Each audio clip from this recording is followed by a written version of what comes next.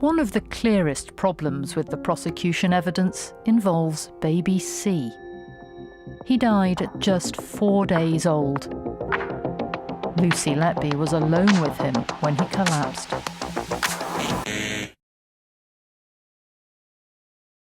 On the night of June 13, 2015, Sophie Ellis was baby C's designated nurse in Nursery Room 1. She was a junior nurse with limited experience. Supervising her was Melanie Taylor, an experienced nurse. Nurse Taylor was also caring for another baby in the same room. Room 1 was the nursery reserved for babies with the most serious conditions, those requiring one-to-one intensive care. Lucy Letby, meanwhile, was assigned to 2 babies in Room 3. Nurse B, the shift leader, was also on duty, as well as 2 other nurses. Baby C's collapse was recorded at 11:15 p.m.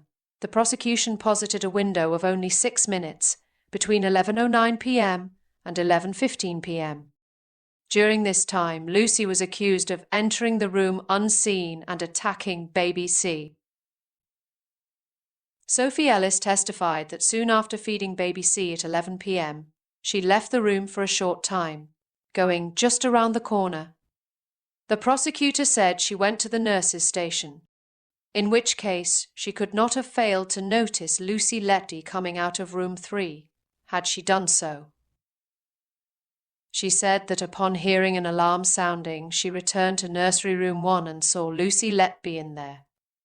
She didn't remember if Melanie Taylor was also in the room.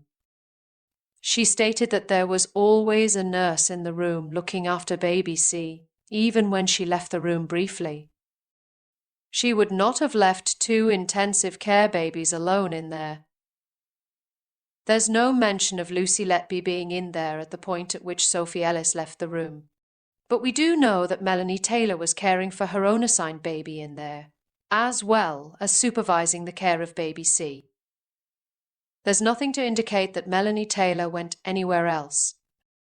What valid reason could there be for both of them to leave the intensive care nursery at the same time?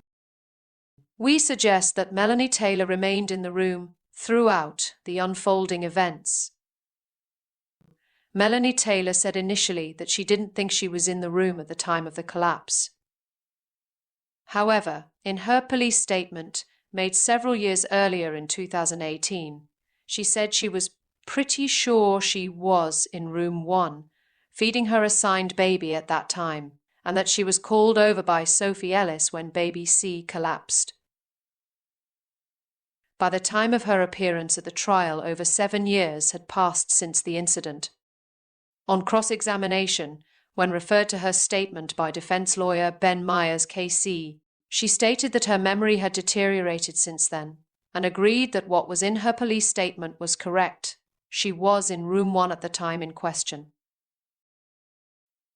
Now we turn to Nurse B, the shift leader, on that night in June 2015.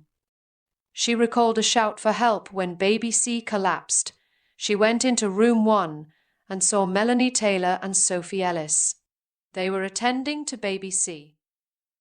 She said Lucy Letby wasn't in the room when she entered. In summary, Sophie Ellis didn't remember if Melanie Taylor was in Nursery Room 1 when she went out briefly.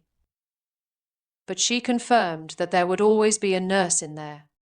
We say that there's no reason to think that that nurse would have been anyone other than Melanie Taylor, who was supervising the care of baby C, as well as being responsible for her own assigned baby.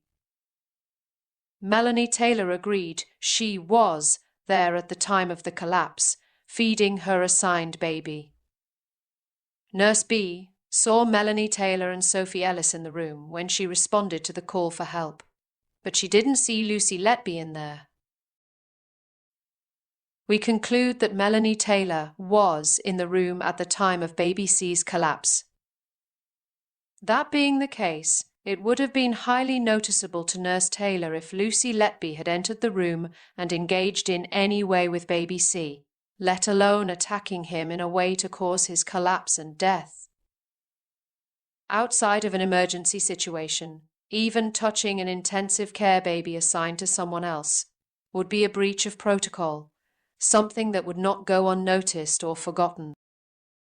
If there had been an attack on baby C, it's inconceivable that Melanie Taylor could have failed to notice it happening directly in front of her. It was coming up to midnight. She went into his nursery. She injected him intravenously